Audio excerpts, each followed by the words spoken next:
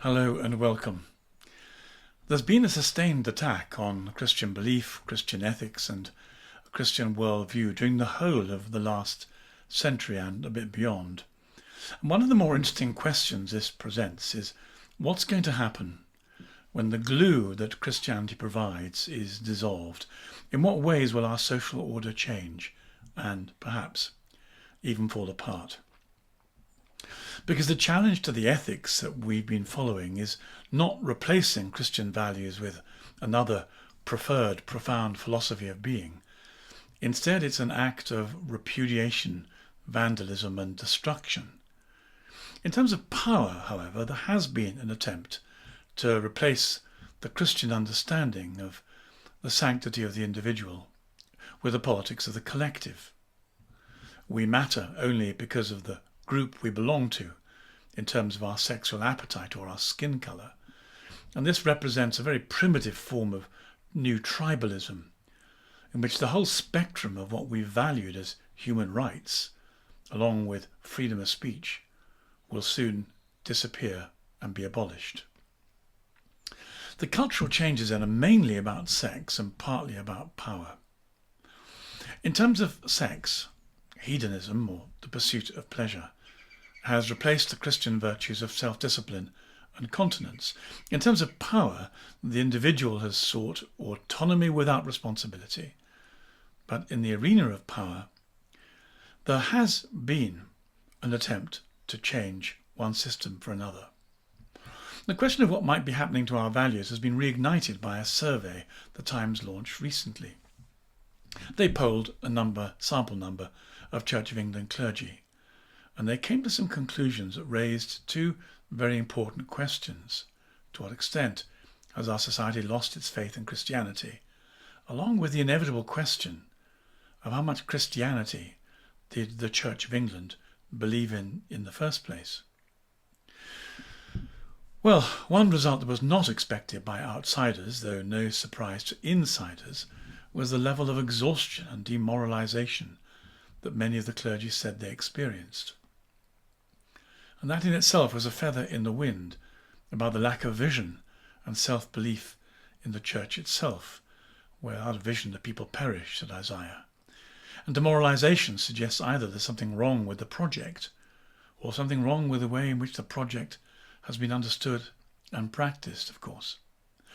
In fact, the project of Christianity has been, irrespective of what we believe now, produced some very admirable outcomes over the years, including not only some of the most sublime architecture and music that human beings have ever created, but also the trust in a divine intelligence that laid the foundation for the scientific revolution.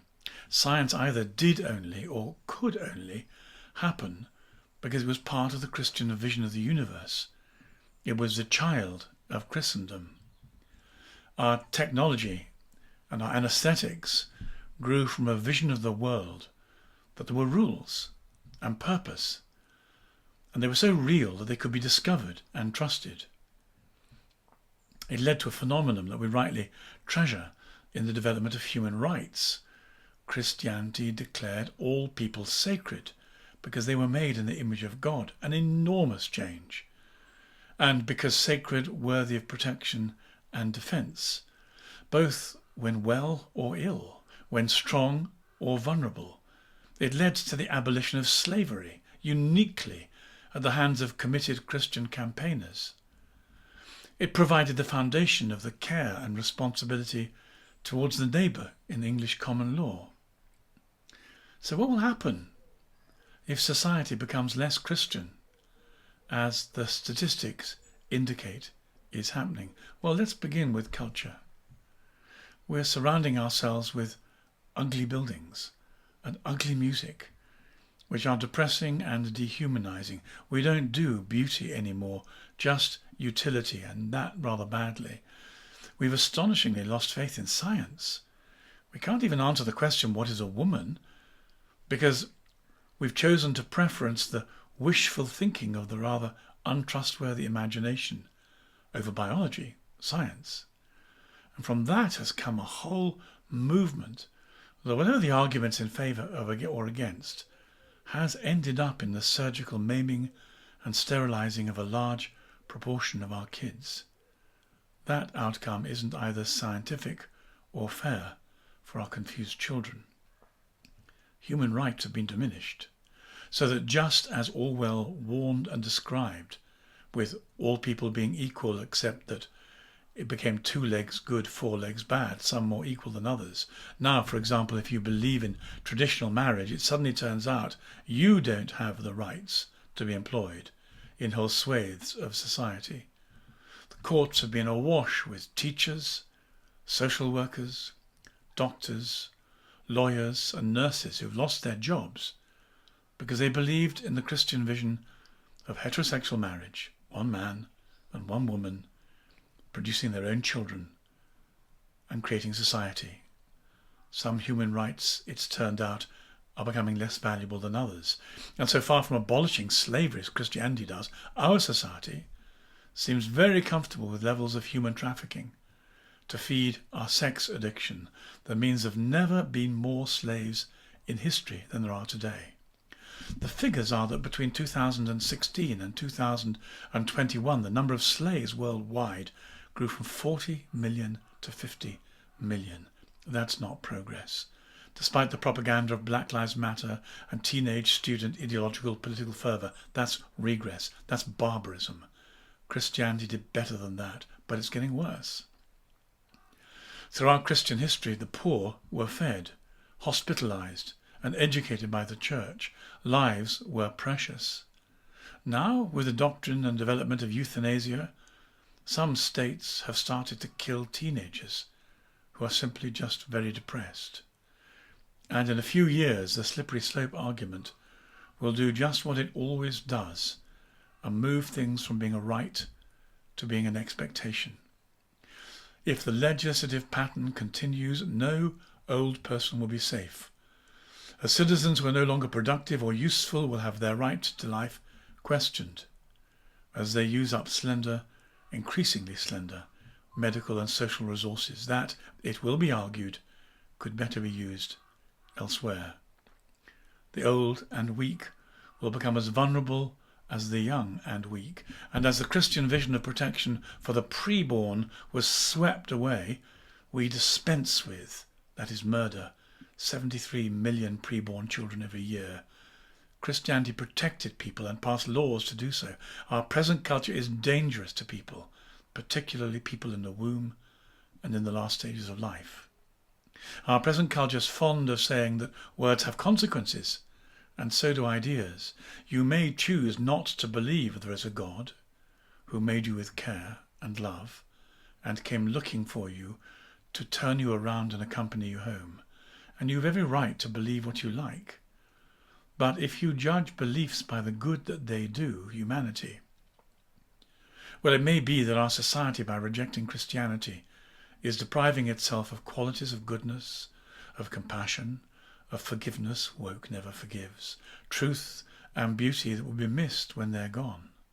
And if the surveys to be believed, some of the loss of belief in our society may be partly because the clergy no longer believe. Modern, progressive, Protestant clergy in particular seem to have hijacked Christianity and the churches as a vehicle for celebrating a whole range of beliefs that have actually nothing to do with Jesus or the New Testament. Being nice, for example, believing ecological apocalypticism, pursuing Marxist social justice goals, oblivious to the teaching of Jesus, who, you may remember, sidestepped all the pertinent and pressing political issues of his day. He did not pronounce on them. He pointed people to heaven. A large percentage of the clergy say they're exhausted and disillusioned, and they may just give up. Well, these won't be people who've fallen in love with Jesus and found a rebirth of the soul they long to share with their neighbours and to steer them away from judgment towards forgiveness and heaven. These instead will be the social justice warriors that believed in diversity, inclusion and equity, and having taken over a church, found and discovered their project actually doesn't work. It's too much of a stretch to suggest that if they were truly Christian and the ministry of the exercise one to which they've been truly called by the Holy Spirit, is it too much of a stretch? They might have found life more inspiring rather than accommodating themselves to the pressure and values and vagaries of secularism and the pursuit of the nice. Jesus did not come for the nice, nor to make people nice, nor even to make the world a better place, except and in so far as people hungry for heaven would be able to hold back the energies and values of hell. But once a society decides it prefers hell to heaven, and rebellion to Jesus, and rights more than responsibilities, and the ego more than the preservation of its soul, hell is what it risks, and the absence of God is what it tragically may invoke and experience.